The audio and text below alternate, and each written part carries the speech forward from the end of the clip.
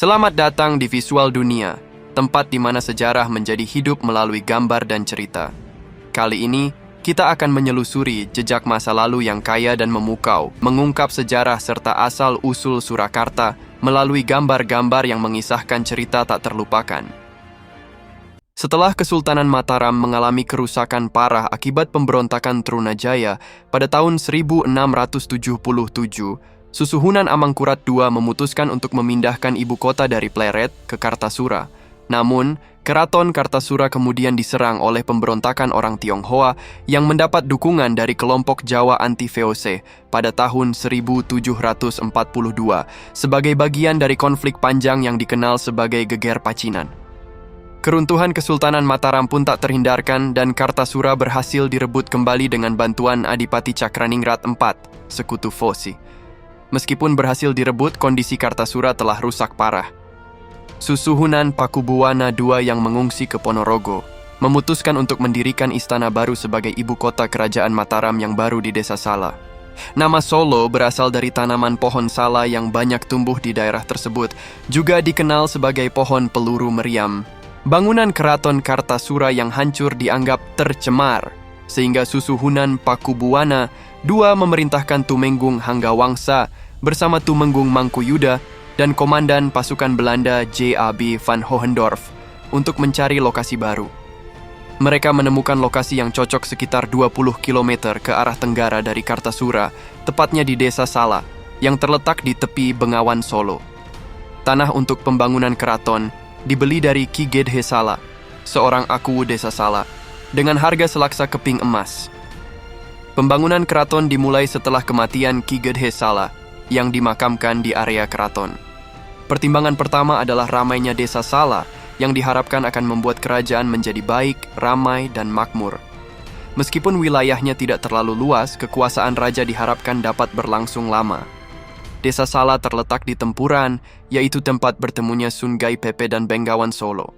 Tempuran dianggap memiliki makna magis dan dianggap keramat menurut mistik Jawa. Letak Desa Sala dekat dengan Bengawan Solo memudahkan akses ekonomi, sosial, politik, dan militer. Perjalanan lewat sungai dianggap lebih aman daripada jalur darat pada zaman itu. Penempatan ibu kota yang mudah diakses dari Semarang memudahkan implementasi kebijakan VOC, serta memastikan kemudahan pengiriman bantuan dari Semarang sebagai jalur masuk menuju Mataram. Wilayah kekuasaan Kesunanan Surakarta selanjutnya semakin berkurang pada masa pemerintahan raja-raja berikutnya, termasuk setelah adanya Perjanjian Giyanti tahun 1755 dan Perjanjian Salatiga tahun 1757 yang mengakibatkan Kesunanan Surakarta harus menyerahkan beberapa wilayah kekuasaannya kepada Kesultanan Yogyakarta dan Kadipaten Mangkunegaran, serta menyerahkan wilayah pasisiran kepada VOC. Usai Perang Jawa pada tahun 1830, seluruh wilayah mancanegara dirampas oleh pemerintah Hindia Belanda, menyisakan wilayah Nagara Agung dan Kuthagara. Wilayah yang tersisa tersebut kemudian dibagi lagi menjadi beberapa kabupaten dan kawedanan.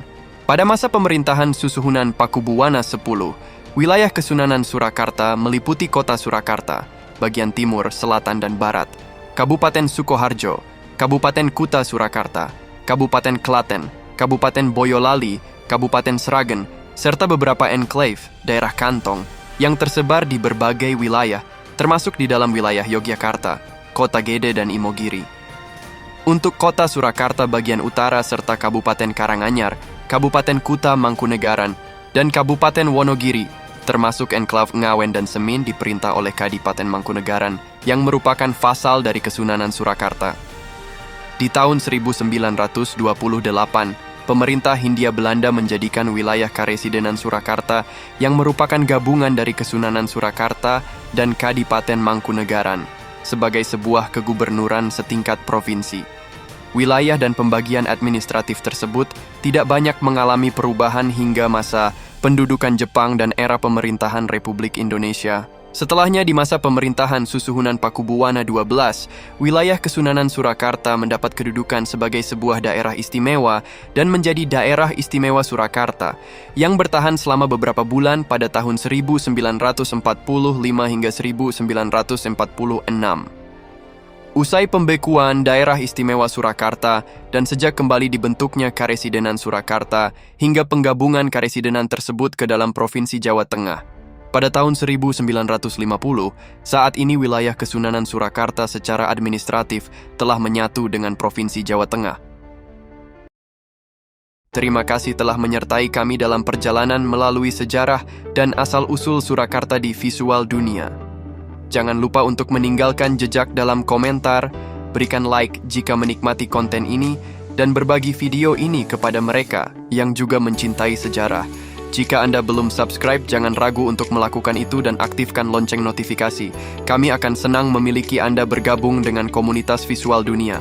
Sampai jumpa dalam petualangan sejarah berikutnya. Terima kasih dan selamat tinggal.